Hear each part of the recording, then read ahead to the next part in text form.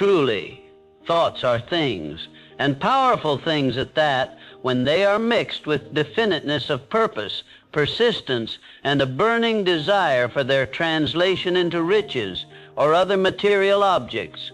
A little more than 30 years ago, Edwin C. Barnes discovered how true it is that men really do think and grow rich. His discovery did not come about at one sitting. One of the chief characteristics of Barnes' desire was that it was definite. He wanted to work with Edison, not for him. Observe carefully the description of how he went about translating his desire into reality, and you will have a better understanding of the 13 principles which lead to riches. When this desire or impulse of thought first flashed into his mind, he was in no position to act upon it. Two difficulties stood in his way. He did not know Mr. Edison, and he did not have enough money to pay his railroad fare to Orange, New Jersey. These difficulties were sufficient to have discouraged the majority of men from making any attempt to carry out the desire. But his was no ordinary desire. He was so determined to find a way to carry out his desire that he finally decided to travel by blind baggage rather than be defeated. He presented himself at Mr. Edison's laboratory and announced he had come to go into business with the inventor. In speaking of the first meeting between Barnes and Edison years later, Mr. Edison said, "He stood there before me looking like an ordinary tramp, but there was something in the expression of his face which conveyed the impression that he was determined to get what he had come after." I had learned from years of experience with men that when a man really desires a thing so deeply that he is willing to stake his entire future on a single turn of the wheel in order to get it, he is sure to win. I gave him the opportunity he asked for because I saw he had made up his mind to stand by until he succeeded. Subsequent events proved that no mistake was made. Just what young Barnes said to Mr. Edison on that occasion was far less important than that which he thought. Edison himself said so. It could not have been the young man's appearance which got him his start in the Edison office, for that was definitely against him. It was what he thought that counted. If the significance of this statement could be conveyed to every person who reads it, there would be no need for the remainder of this book. Barnes did not get his partnership with Edison on his first interview. He did get a chance to work in the Edison offices at a very nominal wage, doing work that was unimportant to Edison, but most important to Barnes because it gave him an opportunity to display his merchandise where his intended partner could see it. Months went by. Apparently nothing happened to bring the coveted goal which Barnes had set up in his mind as his definite major purpose. But something important was happening in Barnes's mind. He was constantly intensifying his desire to become the business associate of Edison. He did not say to himself, well, what's the use? I guess I'll change my mind and try for a salesman's job. But he did say, I came here to go into business with Edison, and I'll accomplish this end if it takes the remainder of my life. He meant it. It was what's often termed a burning desire. It was definite. He stood by that desire to pursue and stand by that purpose until it had become an all-consuming obsession. Maybe young Barnes did not know it at the time, but his bulldog determination, his persistence in standing back of a single desire, was destined to mow down all opposition and bring him the opportunity he was seeking.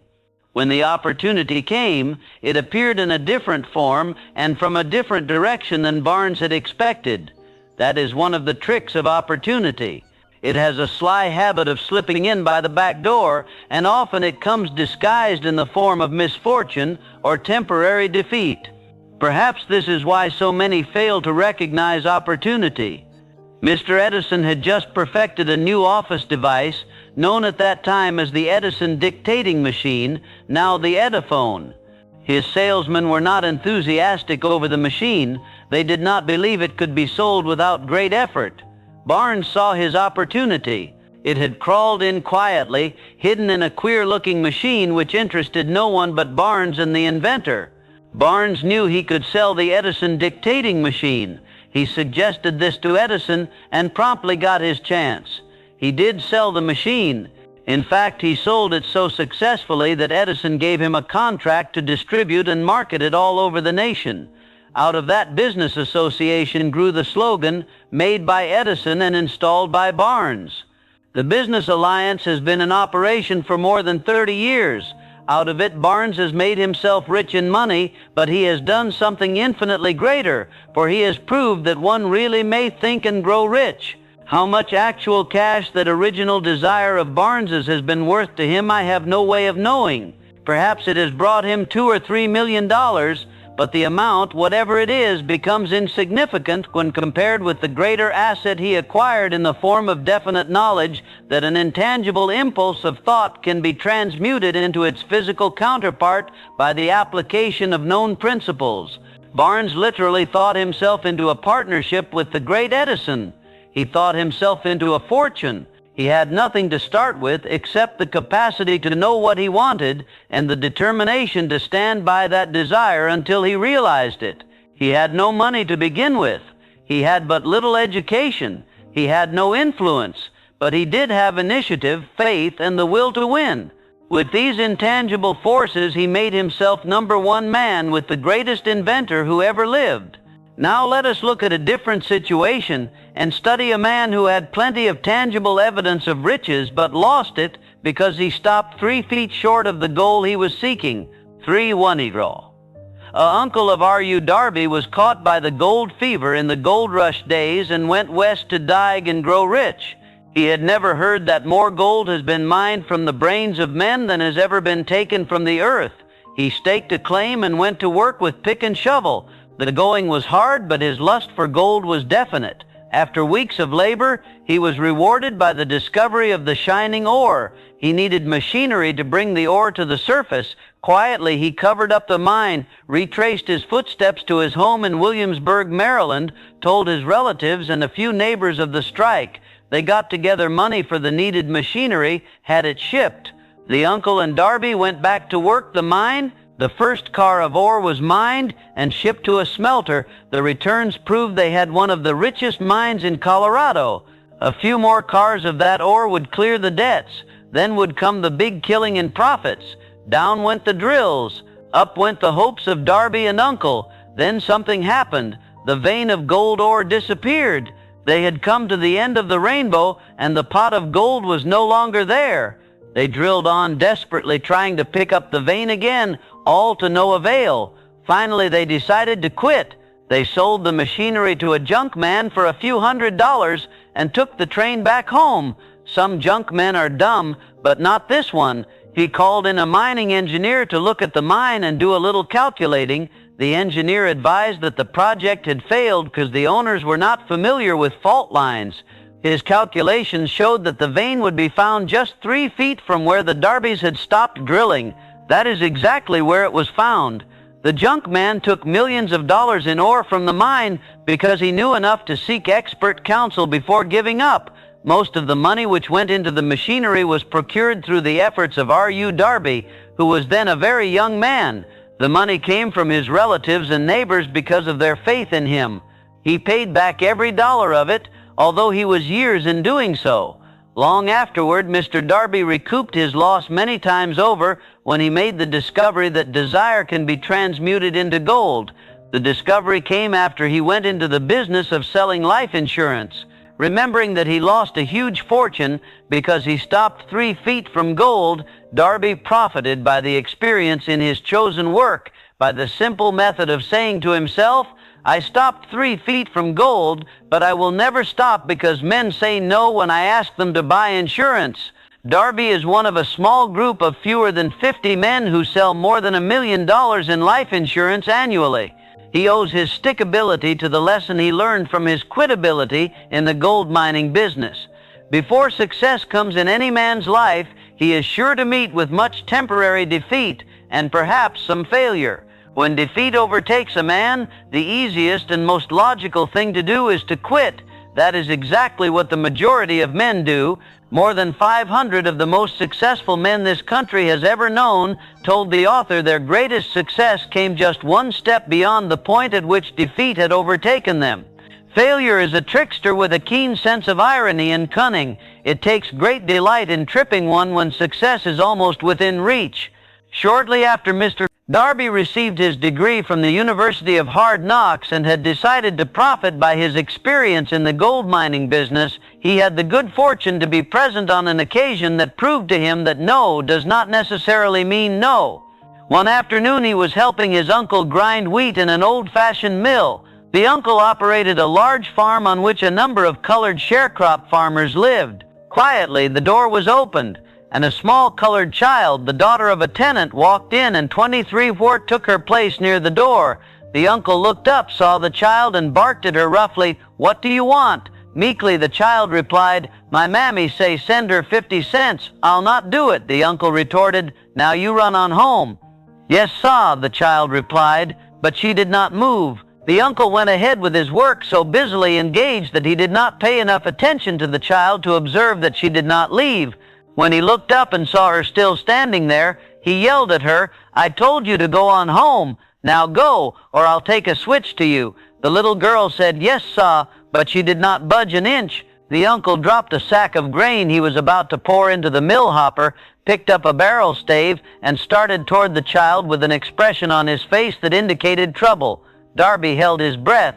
He was certain he was about to witness a murder. He knew his uncle had a fierce temper. He knew that colored children were not supposed to defy white people in that part of the country.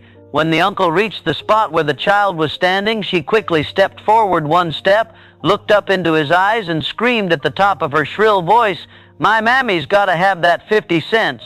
The uncle stopped, looked at her for a minute, then slowly laid the barrel stave on the floor, put his hand in his pocket, took out $50 and gave it to her. The child took the money and slowly backed toward the door, never taking her eyes off the man whom she had just conquered. After she had gone, the uncle sat down on a box and looked out the window into space for more than 10 minutes. He was thinking with awe over the whipping he had just taken. Mr. Darby, too, was doing some thinking. That was the first time in all his experience that he had seen a colored child deliberately master an adult white person. How did she do it? What happened to his uncle that caused him to act less fierceness and become as docile as a lamb? What strange power did the child use that made her master over her superior? These and other similar questions flashed into Darby's mind, but he did not find the answer until years later when he told me the story. Strangely, the story of this unusual experience was told to the author in the old mill, on the very spot where the uncle took his whipping. As we sat there on the wooden box, Mr. Darby repeated the story of the unusual conquest and finished by asking, "What can you make out of it? What strange power did that child use that so completely whipped my uncle?" The answer to his question will be found in the principles described in this book. The answer is full and complete.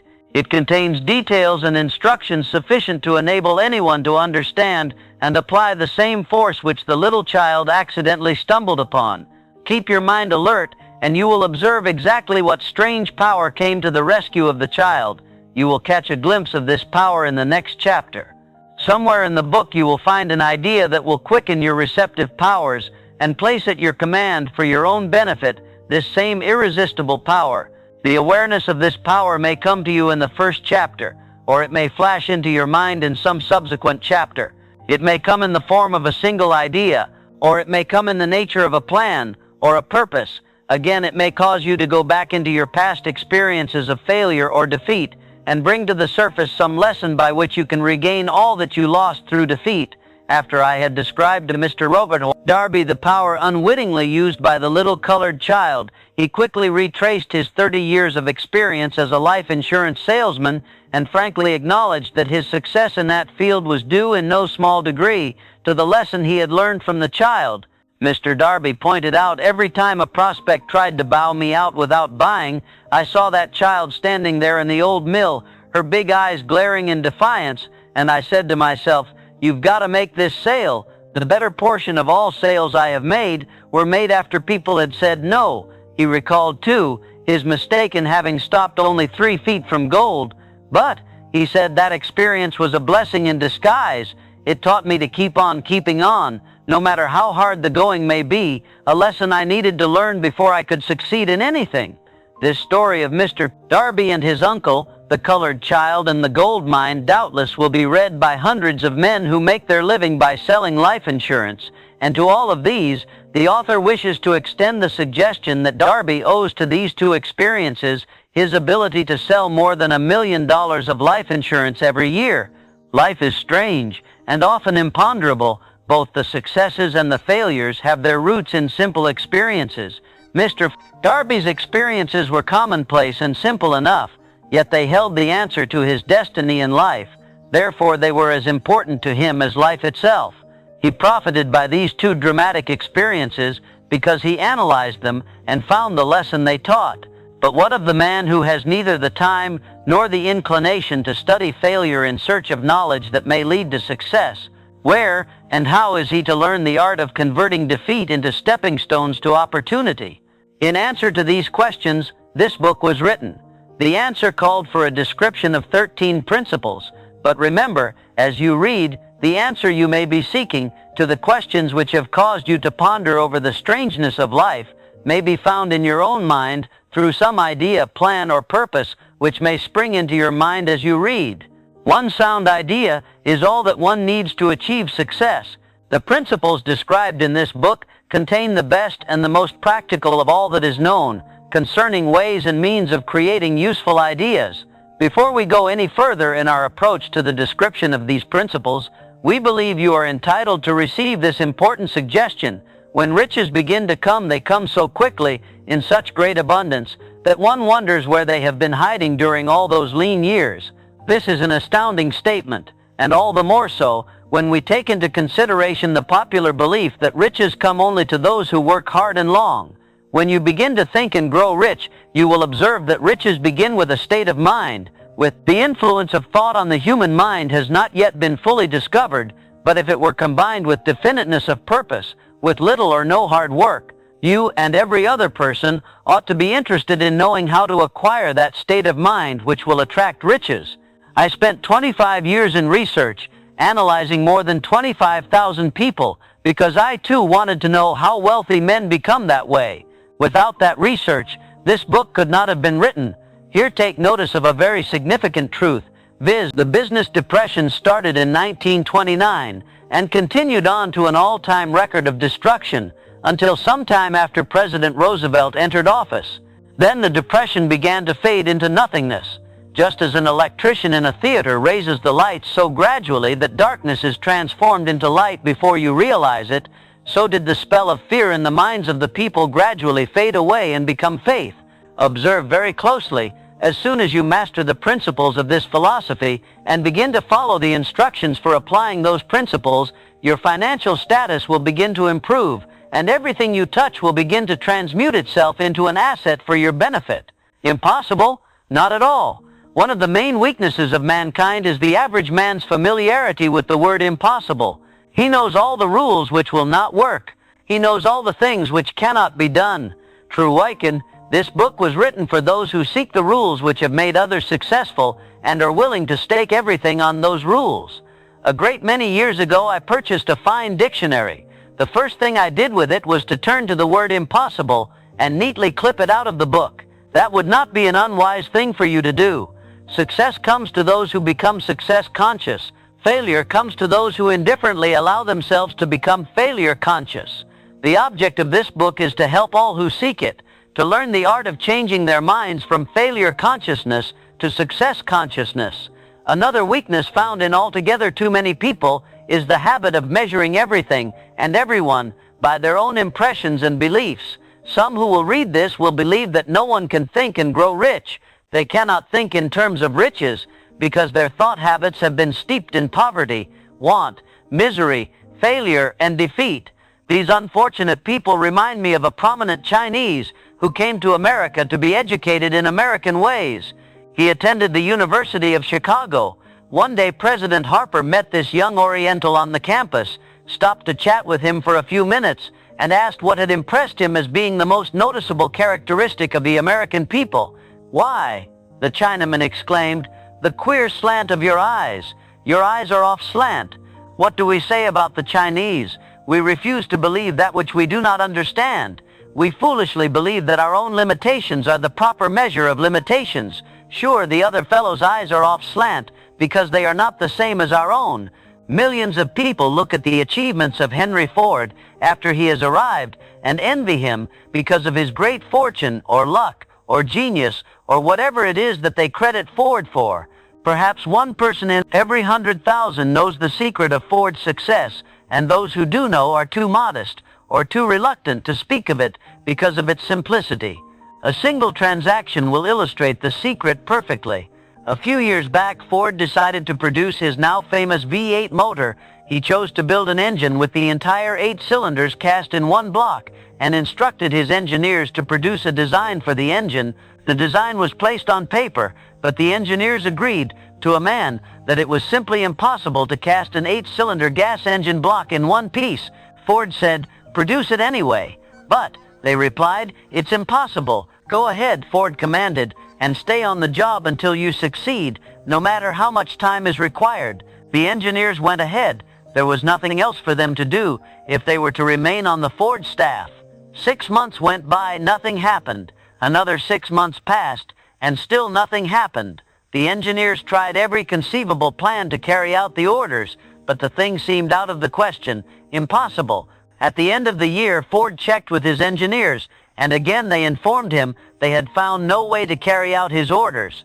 "Go right ahead," said Ford. "I want it and I'll have it." They went ahead, and then, as if by a stroke of magic, the secret was discovered. The Ford determination had won once more. This story may not be described with minute accuracy, but the sum and substance of it is correct. Deduce from it, you who wish to think and grow rich, the secret of the Ford millions if you can. You'll not have to look very far. Henry Ford is a success because he understands and applies the principles of success. One of these is desire, knowing what one wants. Remember this Ford story as you read, and pick out the lines in which the secret of his stupendous achievement have been described.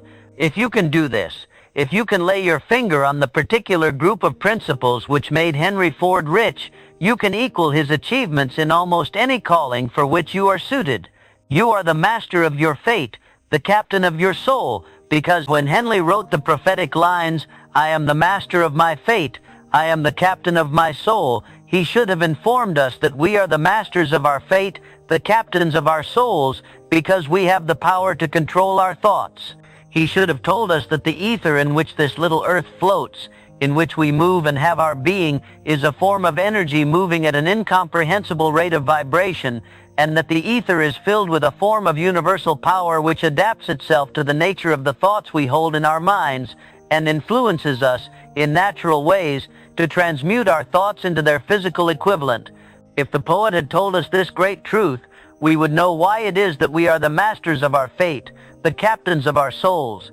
He should have told us, with great emphasis, that this power makes no attempt to discriminate between destructive thoughts and constructive thoughts, that it will urge us to translate into physical. He should have told us, too, that our brains become magnetized with the dominating thoughts which we hold in our minds, and by means with which no man is familiar, these magnets attract to us the forces, the people, the circumstances of life which harmonize with the nature of our dominating thoughts.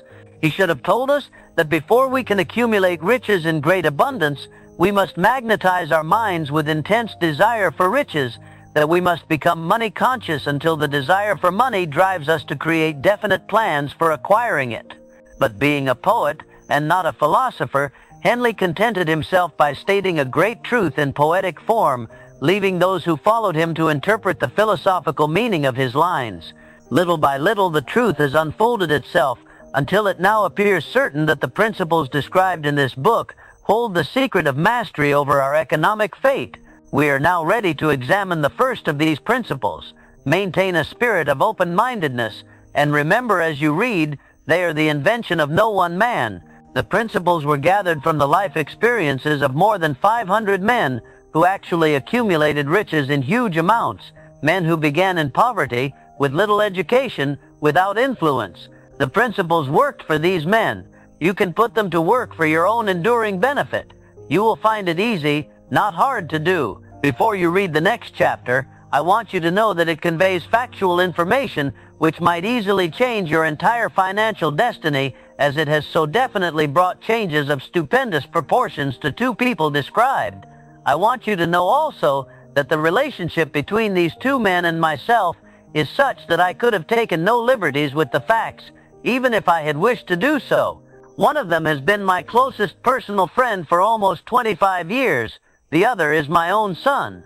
The unusual success of these two men, success which they generously accredit to the principle described in the next chapter, more than justifies this personal reference as a means of emphasizing the far-flung power of this principle. Almost 15 years ago, I delivered the commencement address at Salem College, Salem, West Virginia. I emphasized the principle described in the next chapter with so much intensity that one of the members of the graduating class definitely appropriated it and made it a part of his own philosophy. The young man was a member of Congress and an important factor in the present administration.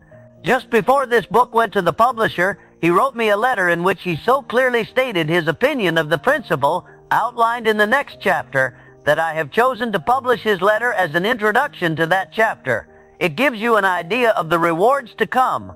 My dear Napoleon, my service as a member of Congress having given me an insight into the problems of men and women, I am writing to offer a suggestion which may become helpful to thousands of worthy people. With apologies, I must state that the suggestion, if acted upon, will mean several years of labor and responsibility for you, but I am enchanted to make the suggestion because I know your great love for rendering useful service. In 1922, you delivered the commencement address at Salem College when I was a member of the graduating class.